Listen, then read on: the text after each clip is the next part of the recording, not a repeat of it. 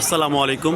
আলহামদুলিল্লাহ, উমরা করার উদ্দেশ্যে আল্লাহ পাক রব্বুল আলামিন আল্লাহর হাবিব হুজুরে পাক সাল্লাল্লাহু আলাইহি ওয়াসাল্লামের রোজা মোবারকের দেশ পবিত্র মদিনায় আসার তৌফিক দান করছেন। আমরা এখানে নামাজ পড়লাম মাগরিব এবং এশার। আর হোটেলে যখন ছিলাম তখন আমরা ওখানে জোহর আসর পড়ছিলাম।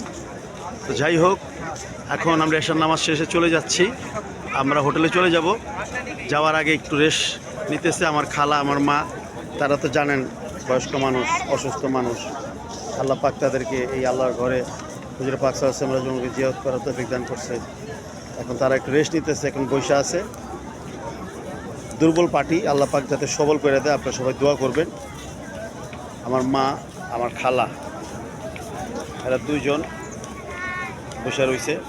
আমার খালা, দোয়া করবেন তাদের জন্য, তারা যাতে আল্লাহ পাক যে তাদেরকে আনাইছে তারা যাতে সুন্দর করে উমরাটা পালন করতে পারে এবং সুস্থ হয়ে যেতে বাড়ি যেতে পারে, সে তৌফিক দান করবে। পাশাপাশি আপনাদের সবার জন্য দোয়া রইল। আসসালামু আলাইকুম।